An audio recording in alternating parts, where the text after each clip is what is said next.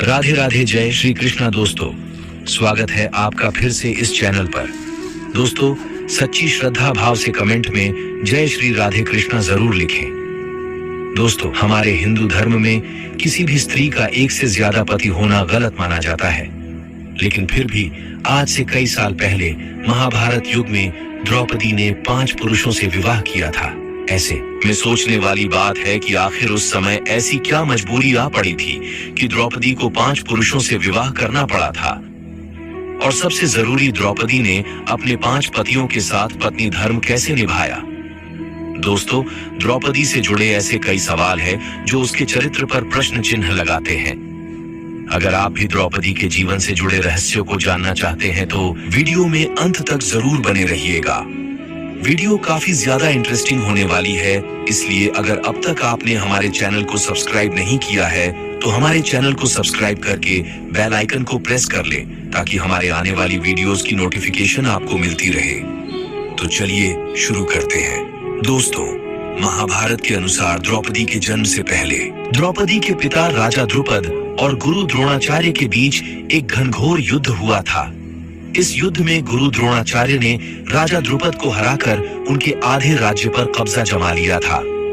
युद्ध में हारे हुए राजा द्रुपद ने गुरु द्रोणाचार्य से बदला लेने के लिए पुत्र प्राप्ति की इच्छा से एक बड़े यज्ञ का आयोजन किया। उस वक्त यज्ञ की बेदी के मध्य भाग से एक पुत्र के साथ साथ एक अनंत सुंदरी कुमारी कन्या भी प्रकट हुई। उस कन्या के नेत्र कमल के समान, बाल घुंघराले और उसका रंग सांवला था। ब्राह्मणों ने जब उस दिव्य कन्या को देखा तो उन्होंने कहा, यह कन्या रूपवान होने के साथ साथ कृष्ण की है, इसलिए उसका नाम कृष्णा होगा। दोस्तों, द्रौपदी इसलिए भी द्रौपदी कहलाई क्योंकि उसका जन्म राजा द्रुपद की पुत्री के रूप में हुआ था। दोस्तों, राजा द्रुपद के मन में द्रोणाचार्य के प्रति जबरदस्त नफरत की भावना थी और अपनी इन्हीं नफरत के भाव को उन्होंने द्रौपदी के मन में भी बचपन से कूट कूट कर भर दिया था। द्रौपदी भी राजा द्रुपद की तरह बदले की आग में जल रही थी और मन ही मन ऐसी तरकीबें सोचती रहती जिससे वह अपने पिता के अपमान का बदला द्रोणाचार्य से ले सके। लेकिन द्रोणाचार्य हस्तिनापुर राज्य के संरक्षण में थे। द्रोणाचार्य को नीचा दिखाने के लिए राजा द्रुपद को एक शक्तिशाली गठबंधन की आवश्यकता थी। इसलिए जब द्रौपदी विवाह के योग्य हुई तो राजा द्रुपद ने द्रौपदी के स्वयंवर का आयोजन किया। हालांकि कृष्ण जानते थे कि धर्म की स्थापना के लिए द्रौपदी का विवाह अर्जुन से होना जरूरी है, इसलिए द्रौपदी के स्वयंवर के पहले से ही वह राजा द्रुपद के महल में आकर रहने लगे थे। कहा जाता है इस दौरान द्रौपदी की भगवान कृष्ण से काफी अच्छी मित्रता हो गई थी। यहाँ तक कि द्रौपदी ने भगवान कृष्ण से विवाह करने की इच्छा भी जाहिर की थी, जिस पर श्री कृष्ण ने यह कहते हुए मना कर दिया था कि वह सिर्फ ऐसी स्त्री से ही विवाह करेंगे जो उनके लक्ष्य के प्रति पूरी तरह समर्पित होगी, यानी धर्म की स्थापना के कार्य में उनका पूरी तरह से साथ देगी। उस स्त्री की कोई भी सैन्य या राजनीतिक मंशा नहीं होनी चाहिए। कहते हैं उस वक्त भगवान श्री कृष्ण ने द्रौपदी को खुश करने के लिए यह भी कहा था कि तुम एक महान स्त्री हो, तुम्हारे जैसी महान स्त्री के मैं योग्य नहीं हूँ। दोस्तों, जब द्रौपदी के स्वयंवर का आयोजन हुआ तो उस वक्त 5 पांडव युधिष्ठिर, भीम, अर्जुन, नकुल और सहदेव ब्राह्मण वेश में वनवास काट रहे थे। वे अपनी माँ के साथ एक गरीब कुम्हार के घर में रह रहे थे और भिक्षाटन पर ही जीवित थे। जिस दिन द्रौपदी का स्वयंवर था उस दिन भी 5 पांडव ब्राह्मण के वेश में भिक्षा मांगने के लिए निकले हुए थे। तभी उन्हें कहीं द्रौपदी के स्वयंवर का पता चला। तब अर्जुन ने अपने भाइयों से स्वयंवर में भाग लेने की इच्छा जताई, जिसके बाद 5 पांडव ब्राह्मण के वेश में ही स्वयंवर में पहुंच गए।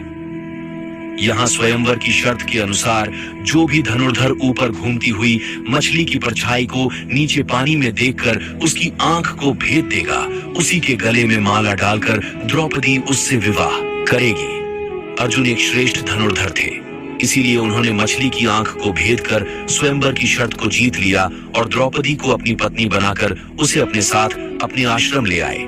अब यहाँ आप में से बहुतों के मन में यह सवाल आ रहा होगा कि जब स्वयंवर में द्रौपदी को अर्जुन ने जीता था और द्रौपदी का विवाह अर्जुन से हुआ था, तो फिर वह पांडवों की पत्नी कैसे बनी।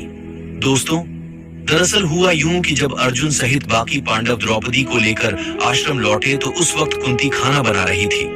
अर्जुन ने दरवाजे पर ही खड़े कुंती से कहा, माँ देखो हम क्या लाए हैं। तब कुंती ने बिना देखे ही यह कह दिया, जो भी लाए हो पांचों भाई आपस में बांट लो। दोस्तों, यहाँ कुंती की भी गलती नहीं थी, क्योंकि रोजाना पांडव को दिन भर भिक्षा करके जो कुछ भी मिलता उसे वे अपनी माँ कुंती के सामने लाकर रख देते थे, जिसे कुंती सभी में बराबर बांट देती थी।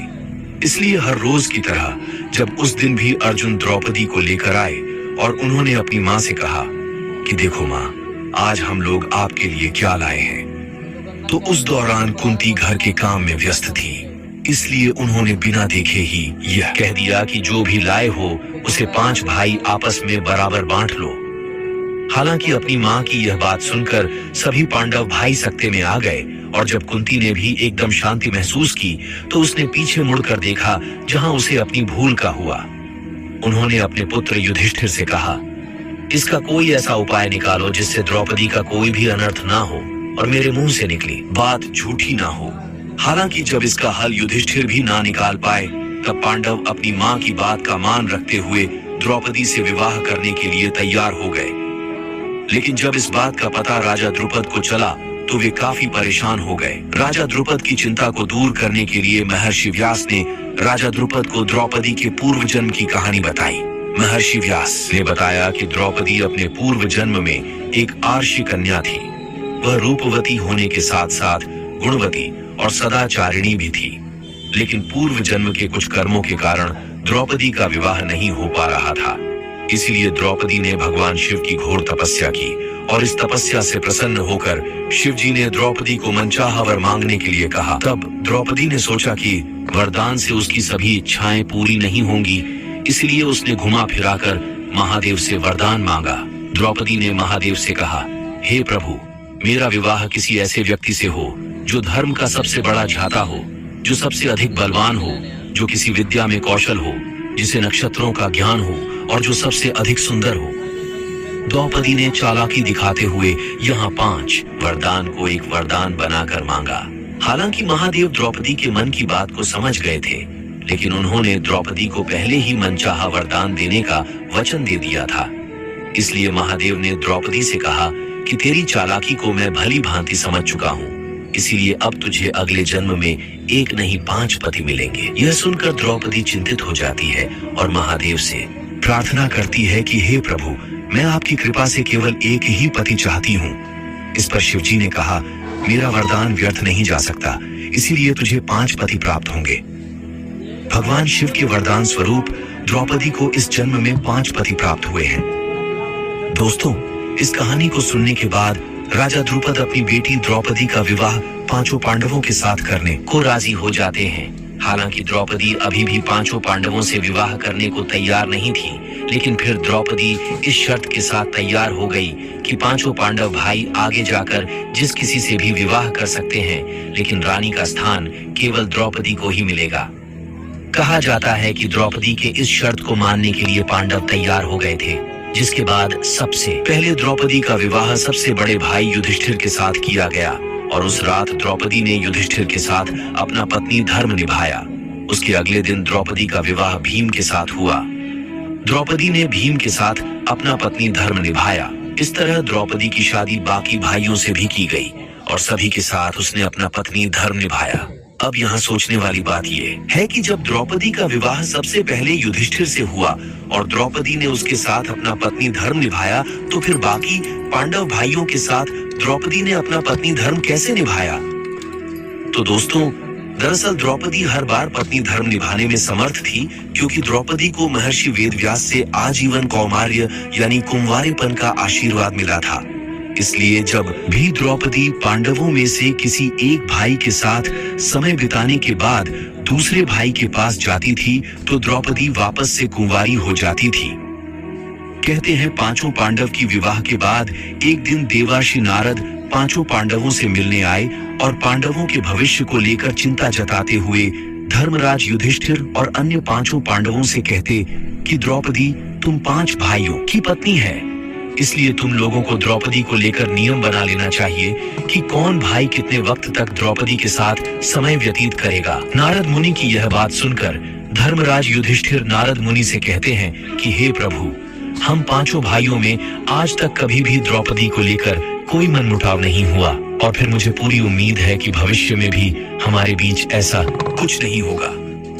लेकिन हम आपकी बात नहीं टाल सकते, इसीलिए मैं द्रौपदी को लेकर आज ही नियम बनाऊंगा। महर्षि नारद के जाने के बाद धर्मराज युधिष्ठिर नियम बनाते हैं कि द्रौपदी हर साल पांडवों में से किसी एक के साथ ही समय व्यतीत करेंगी, यानी द्रौपदी 1 साल तक केवल एक पांडव की पत्नी बनकर रहेंगी।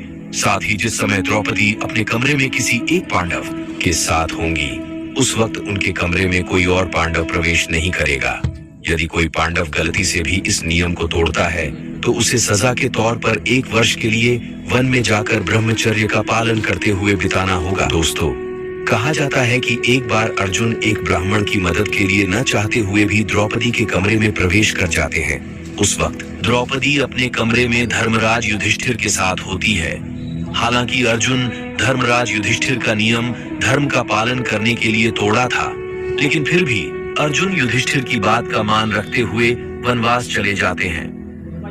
दोस्तों, आज भले ही लोगों के बीच बड़े छोटे का लिहाज नहीं है, लेकिन द्वापर युग में अपनों से बड़ों की बातों का मान रखना हर इंसान का कर्तव्य होता था और इसलिए पांचों पांडव ने धर्म के मार्ग पर चलते हुए हमेशा अपने बड़ों की बात का मान रखा। दोस्तों, इस वीडियो में फिलहाल इतना ही। उम्मीद है आपको आज की वीडियो पसंद आई होगी। अगर हाँ तो वीडियो को लाइक करें और इस तरह की और भी जानकारी के वीडियो देखने के लिए चैनल को सब्सक्राइब कर ले। धन्यवाद।